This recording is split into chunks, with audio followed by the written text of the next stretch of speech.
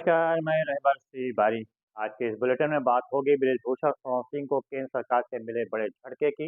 लोकसभा चुनाव को लेकर एक्शन में कांग्रेस पार्टी की। ईवीएम को लेकर मचे घमासान की। मध्य प्रदेश में बैकफुट पे आए मुख्यमंत्री की। और अंत में बात होगी हमास गाजा युद्ध में मैदान छोड़कर भाग रहे इजरायली सैनिकों की। फिलहाल शुरुआत करते हैं आज की सबसे बड़ी खबर से, जो कि है कुश्ती से जुड़ी हुई। बृजभूषण शरण सिंह जो लंबे समय से कुश्ती संघ के अध्यक्ष रह चुके थे, लेकिन बीते दिनों विवाद में घिरे हुए थे। महिला कुश्ती ने उनके ऊपर आरोप लगाया था यौन उत्पीड़न का, यौन शोषण का। मामला हाईकोर्ट सुप्रीम कोर्ट तक पहुंचा था और उसके बाद दिल्ली में उनके खिलाफ केस भी दर्ज हुआ। बहरहाल वो तो पुरानी बातें हैं। नई बात ये कि एक दिन पहले खेल मंत्रालय ने पूरी कुश्ती संघ को ही निलंबित कर दिया और जो नव नियुक्त अध्यक्ष संजय सिंह थे उनको भी निलंबित कर दिया। साथ ही साथ उनके द्वारा लिए गए सारे निर्णयों को रद्द कर दिया। इससे सीधा असर जो पड़ा वो सीधा पड़ा बृजभूषण शरण सिंह पर, क्योंकि संजय सिंह बताए जाते हैं कि वो बृजभूषण शरण सिंह के अत्यंत करीबी थे। और अब जबकि मां खेल मंत्रालय ने उनको निलंबित कर दिया है, उनके द्वारा लिए गए सभी निर्णयों को रद्द कर दिया, इसके साथ साथ पूरी कार्यकारिणी को ही निलंबित कर दिया है। ऐसे में अब बात सामने ये आ रही है कि संजय सिंह शायद इसे लेकर न्यायालय की शरण लें। बहरहाल ये तो आने वाला वक्त ही बताएगा कि न्यायालय की शरण लेते हैं या फिर कुछ और भी आगे की कार्रवाई होगी। लेकिन जिस प्रकार से झटका लगा बृजभूषण शरण सिंह को, वो भी राजनीतिक गलियारे में काफ़ी हलचल उससे भी मची हुई है, काफ़ी चर्चा का माहौल है।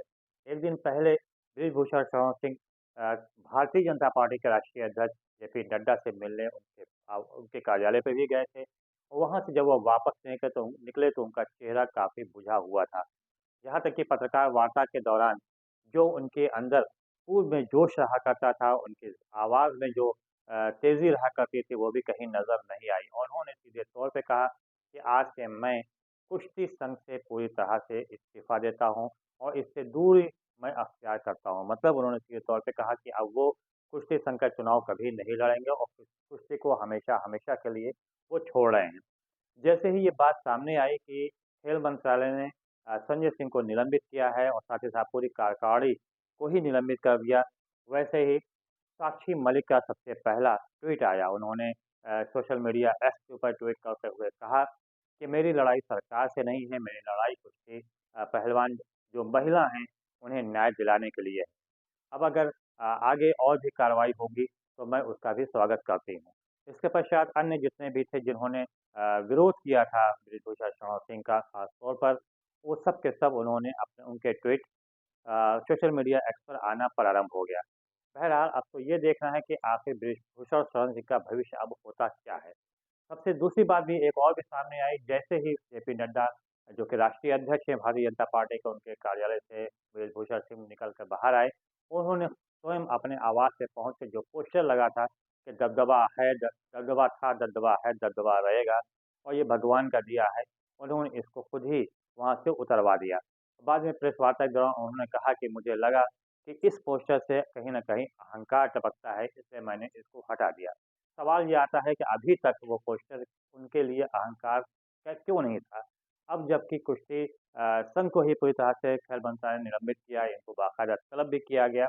इसके पश्चात इनको लगा कि वो पोस्टर अहंकार दिखा रहा है। इसके पश्चात उन्होंने इस पोस्टर को ही वहाँ से हटा दिया। अब देखना ये होगा कि लोकसभा चुनाव में उनकी क्या भूमिका होती है, उनको कहाँ से टिकट मिलता है और कहाँ से वो चुनाव लड़ते हैं। कहीं ऐसा ना हो कि जिस प्रकार से अन्य जो मजबूत कद्दावर नेता थे, जो 5 राज्यों में पिछले चुनाव हुआ, वहाँ से उनको दरकिनार किया गया, किनारे किया गया। कहीं बृजभूषण शरण सिंह को भी इसी तरह से किनारे ना कर दिया जाए। ये तो खैर आने वाला ही वक्त बताएगा, इसे लेकर फिलहाल घमासान मचा हुआ है। घमासान तो ईवीएम को लेकर भी मचा हुआ है। इंडिया गठबंधन ने एक प्रस्ताव पारित किया, उस प्रस्ताव के अनुसार एक लेटर तैयार किया गया जिसमें कहा गया कि लोकसभा चुनाव बैलेट पेपर से कराया जाए, ना कि ईवीएम से कराया जाए। वरिष्ठ नेता दिग्विजय सिंह ने सीधे तौर पर आरोप लगाते हुए कहा कि चूंकि ये एक मशीन है और इस मशीन में चिप लगी हुई है, ऐसे में इसको कहीं न कहीं से हैक करना आसान होगा। ऐसे में इसका प्रयोग चुनाव में ना किया जाए। इंडिया गठबंधन का ये भी कहना था कि विश्व की सबसे बड़ी ताकत अमेरिका में भी जब बैलेट से चुनाव हो सकता है, तो भारत में ऐसा क्यों नहीं हो सकता? यहाँ पे ईवीएम का ही प्रयोग क्यों किया जा रहा है? जबकि ईवीएम बनाने वाले देश में ही अब ईवीएम से चुनाव नहीं होता।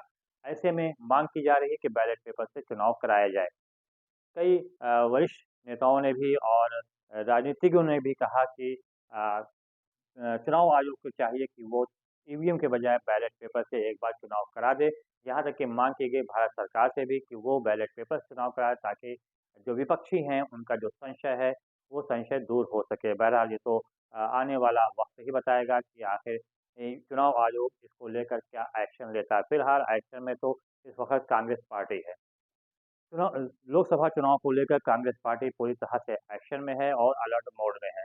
राहुल गांधी लगातार समीक्षा पर समीक्षा कर रहे हैं और इनके साथ राष्ट्रीय अध्यक्ष मल्लिकार्जुन खड़गे, प्रियंका गांधी, सोनिया गांधी भी साथ में रह रही हैं।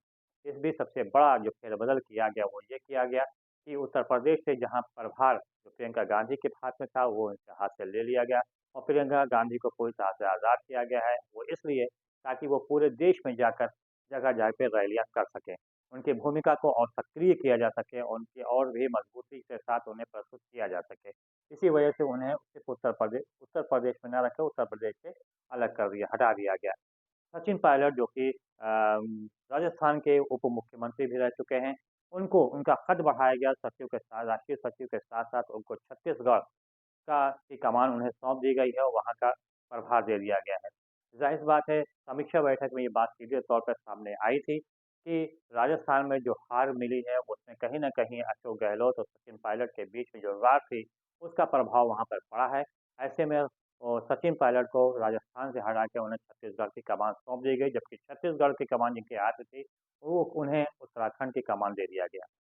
बहरहाल अब जिस प्रकार से राहुल गांधी का दबदबा इस पूरे जो फेरबदल हो रहा है उसमें दिखाई भी दे रहा है और पूरी तरह से युवाओं के ऊपर फ़ोकस किया जा रहा है, नए चेहरों पर फ़ोकस किया जा रहा है। अब इसका लोकसभा चुनाव पर कितना असर पड़ता है, क्या फ़ायदा मिलता है, ये तो आने वाला समय ही बताएगा। उधर मध्य प्रदेश में अगर देखा जाए तो मुख्यमंत्री डॉक्टर मोहन जो हैं, वो बैकफुट पे नज़र आ रहे हैं, उनके ऊपर काफ़ी दबाव है। जो घोषणा पत्र घोषित किया गया था उसमें उसके अनुसार जो उनकी योजनाएँ हैं, पुरानी योजनाएँ हैं, उनको संचालित करने का दबाव उनके ऊपर है। एक तरफ जहाँ विपक्षी उन सारी योजनाओं को संचालित करने की माँग कर रहे हैं, तो वहीं उनके अपने ही पूर्व मुख्यमंत्री शिवराज सिंह चौहान भी लगातार दबाव बना रहे हैं कि इन योजनाओं को बंद ना किया जाए, जिन योजनाओं का संचालन उन्होंने शुरू किया था। हालाँकि मौजूदा मुख्यमंत्री जो हैं उन्होंने सीधे तौर पे कहा कि योजनाओं का संचालन होता रहेगा। अब आगे देखना है कि किस प्रकार से इन योजनाओं का संचालन किया जाएगा।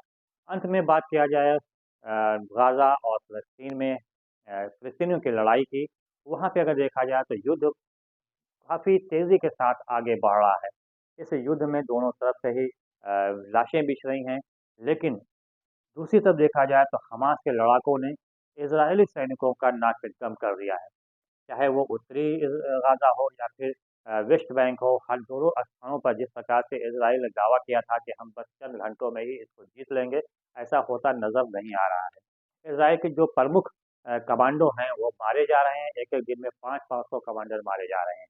ऐसे में जो एक दिन पहले हमास ने वीडियो जारी किया, उस वीडियो में दिखाया गया है कि इज़राइली सैनिक गाज़ा पट्टी को छोड़कर इज़राइल में भाग गए और वहाँ जाकर उन्होंने जश्न मना रहे हैं। जश्न इसलिए मना रहे हैं क्योंकि उनकी जान बच गई है, क्योंकि और इसके अलावा इज़राइल के जो कमांडर हैं और उनके जो अधिकारी हैं, उनका भी कहना है कि हमारी सेना इस प्रकार की लड़ाई के लिए तैयार नहीं थी, क्योंकि मलबे के ढेर से छुपकर हमास के लड़ाके हमला कर रहे हैं और जिसका अंदाज़ा भी इज़राइली सैनिकों को नहीं है। उधर समूचा विश्व इज़राइल के ऊपर दबाव बना रहा है कि युद्ध का विराम किया जाए और इज़राइल में जो मानवीय सेवाएँ हैं वहाँ पे उपलब्ध कराई जाएँ। बहरहाल ना तो अभी इज़राइल पीछे हटता हुआ नज़र आ रहा है और ना ही हमास, हिज़्बुल्लाह और हूती ही। अब देखना ये है कि आगे युद्ध अभी और किस मोड़ पर जाता है, ये तो आने वाला समय ही बताएगा। फिलहाल रहमत तिवारी को दीजिए इजाज़त। बहुत-बहुत धन्यवाद। जय हिंद, जय भारत। Yeah.